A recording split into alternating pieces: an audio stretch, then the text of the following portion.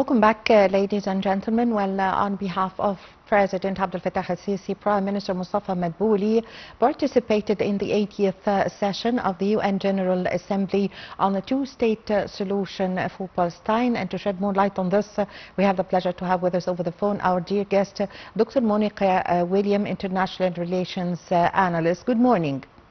Good morning. Dr. William, on behalf of President Abdel Fattah al-Sisi, Prime Minister Mustafa Madbouli delivered Egypt's speech before the UN General Assembly meeting of two-state solution conference. How did you follow this? Let's begin with the importance of the General Assembly in this regard. It's particularly so crucial as it takes place during a moment of unprecedented global volatility. It also marked by notable actions of President Mahmoud Abbas. Who couldn't attend to U.S. denial of visas to several members of the Palestinian delegation. So it's the decision that underscores the political sensitivity surrounding the Palestinian issue. And in this regard, when we want to analyze the speech of Dr. Mustafa Madbouli, we have certain and focal points.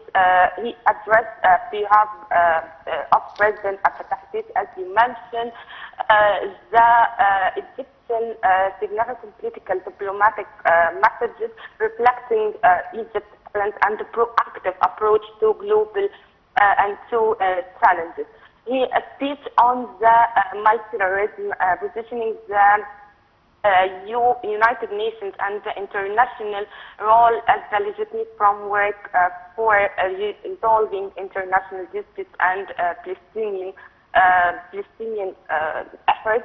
He placed the Palestinian cause at the heart of Egyptian foreign policy priorities, emphasized that regional stability cannot be achieved without the establishment of independent Palestinian state based on the two states, and his remarks come at a moment, as we mentioned, renew international momentum following multiple recognitions of the state of Palestine by UK, Canada, Australia, and it's of course symptomatic acts such as France raising the Palestinian flag in front of Palestinian mission, and on 52, I guess, municipal buildings, as well as similar action in London, were acknowledged as diplomatic signals that status quo is no longer sustainable.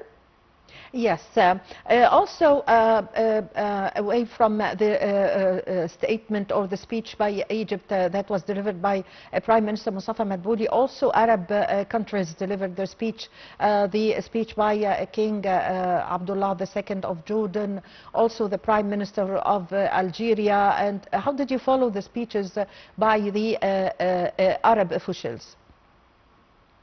As you know, that Arab situation in this cause specifically, there is a political consensus in this regard. So it's warning to Israel and Kingdom Abdullah specifically speak one of the most actually significant Arab interventions, covering a strategic political message that go far beyond just a speech. First one, he at a very high underscores that not just and lasting peace, also Dr. Mustafa Madbouli, its independent Palestinian state borders, and also he warning, as we mentioned, against the status quo. He caused the failure to act seriously will not only lead to another explosion of violence across the region. He linked the situation in Gaza to wider regional instability. So it's reflecting a genuine Arab concern that neglecting the Palestinian question will fuel extremism and undermine regional security. Yes, Doctor, also there was a speech that was delivered by President Mahmoud Abbas by video from the West Bank. Also, how did you follow his speech before the conference, saying that it's very important for not only Palestinians but also for the Israeli civilians to live in peace, the solution of the two-state solution? Of course, as you mentioned, that I guess also President of France Macron insists on the return of the peace accord to Israel and Palestinian civilians. And when we talk specifically on what you mentioned, the peace of Palestinian President Mahmoud Abbas, as we know that the United States denied entry visas to members of the Palestinian delegation, effectively preventing a high-level Palestinian address. This development also has significant political weight. It underscores the structure imbalance in the UN system when the host country can effectively silence state representation by withholding visa. But his participation virtually, he also confirmed on the right of the Palestinian to live in security, and to he mentioned also that he prefers the peace between the two sides, to reflect the peace for Israel and Palestinian civilians, as we mentioned. Yes, also there was several speeches that were delivered from foreign countries. Actually, Dr. William, President Abdel Fattah al-Sisi in several occasions, and since he came to office, he was always speaking about the two-state solution.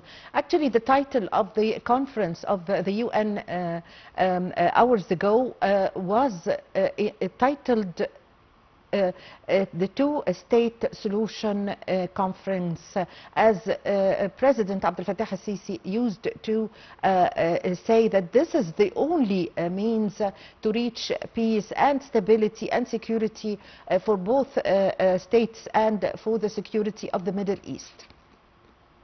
Yes, as you mentioned, a lot of time that President Fattah al-Sisi reaffirmed Egypt and with the commitment to the two-state solution. It threatens that the establishment of independent Palestinian state along the June borders with its capital remains the only credible path to achieving a just, comprehensive and lasting peace in the region. And as you see yesterday, all of countries' leaders confirmed on this point. The statement also significant weight to the current, as you mentioned, current UN General Assembly, of course, section for several reasons. First one is a context of escalation. It comes and renewed Israel's escalation in Gaza and West Bank, as well as continuous settlement expansion that undermine the peace process. So it's a very important context that we have mentioned and shed light on it. The first one is the diplomatic momentum. Several Arabian countries, including UK and Australia and Canada, have recently recognized the state of Palestinian or taken sampling steps that as raising the Palestinian flag on public buildings. It also signals growing international support for Palestinian statehood. And the strategic methods by highlighting the two-state solution, Egypt, of course, and positioning itself as a stabilizing power and defender of international legitimacy, urging the world not to let the current crisis erode the principle of justice and self-determination in the UN Charter. Yes. The last one is regional leadership. The statement also underscores Egypt's historic role as a mediator, calling for a return to negotiations rather than unilateral action or prolonged conflict, which could, I guess, in that fell over and destabilize the entire region. Yes, yes. Dr. William, also Prime Minister Mustafa Madbouli attended the 30th session for the anniversary of a Women Conference in its fourth round. So how did you see Egypt's attendance as a means of showing Egypt's support for the role of women? Of course, Egypt's participation sends a clear message that Egypt views gender equality and women's empowerment not as optional social reform, but as strategic pillar of national development and stability. By having Prime Minister Dr. Mustafa Madbouli in this event, Egypt underscored its commitment to the principle of the Declaration Platform for Action, which remains the most progressive blueprint for advancing women's rights worldwide. Over the past decade, of course, Egypt has adopted ambitious approach to integrate women more fully into political, economic, and social spheres. Legislation has been enacted to combat gender-based violence, and there the quota has been established to guarantee women representation in parliament, local councils, and policies were introduced to expand a women's access to education, health care, and different opportunities. So this reform, you see that it has positioned Egypt as a leading voice in the Middle East and Africa. Yes, that's true. Yes, thank you very much for your time. Thank you for your valuable information, Dr. Monica William, International Relations Analyst. Ladies and gentlemen, a short break, and I'm going to be back with you.